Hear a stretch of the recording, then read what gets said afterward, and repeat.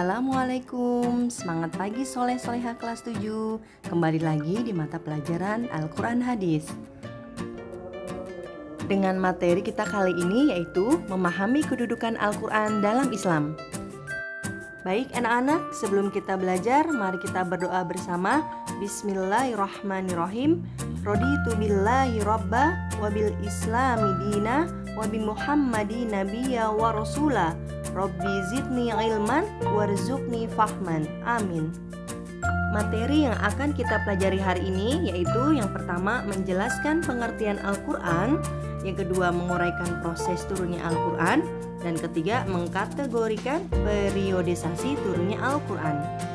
Tujuan pembelajaran kita kali ini adalah 1. Menumbuh kembangkan kemampuan membaca dan menulis Al-Quran hadis. 2. Membimbing dan membina kemampuan dan kegemaran untuk membaca Al-Quran hadis. Dan yang ketiga, membandingkan golongan surat Makkiyah dan Madaniyah dengan benar. Yang pertama, kita akan membahas tentang pengertian Al-Quran. Menurut bahasa, berasal dari masdar qara'a yaqra'u Qur'anan, yang artinya bacaan atau membaca. Dan menurut istilah, Al-Quran adalah kalam Allah yang menggunakan bahasa Arab yang diturunkan melalui malaikat Jibril kepada Nabi Muhammad SAW sebagai mukjizat untuk disampaikan kepada umatnya. Selanjutnya kita akan membahas tentang proses turunnya Al-Quran.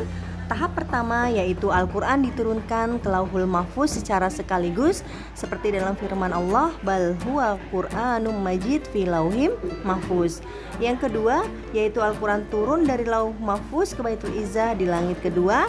Dan yang ketiga yaitu Al-Quran turun dari Baitul Izzah di langit dunia langsung kepada Nabi Muhammad SAW. Pembahasan terakhir yaitu periodisasi turunnya Al-Quran. Yang pertama, periode Mekah atau disebut juga Makkiyah, yaitu periode sebelum terjadinya Nabi Muhammad hijrah dari Mekah ke Madinah, dan ayat-ayatnya disebut dengan surat Makkiyah. Yang kedua, periode Madinah atau Madaniyah, yaitu terjadi setelah Nabi Muhammad SAW hijrah dari Mekah ke Madinah. Ayat-ayatnya disebut dengan surat Madaniyah. Baik anak-anak, setelah kita mempelajari 3 materi hari ini, kita dapat simpulkan bahwa kita tadi membahas tentang pengertian Al-Quran menurut bahasa dan istilah, proses turunnya Al-Quran dari Lauhil Mahfuz, kemudian Baitul Izzah, lalu kepada Nabi Muhammad SAW, serta periodisasi turunnya Al-Quran dari Mekah dan Madinah. Baik soleh dan solehah, untuk hari ini cukup ya. Untuk pertemuan yang akan datang akan kita pelajari tentang fungsi Al-Quran, nama-nama lain dari Al-Quran, pengertian hadis, macam-macam hadis, dan fungsi hadis terhadap Al-Quran. Baik soleh dan solehah, kita tutup materi kita pada kali ini dengan membaca hamdalah dan doa kafaratul majlis. Alhamdulillahirabbil alamin. Bismillahirrahmanirrahim. Subhanakallahumma wa bihamdika asyhadu alla ilaha illa anta astaghfiruka wa atubu ilaik. Wassalamualaikum warahmatullahi wabarakatuh.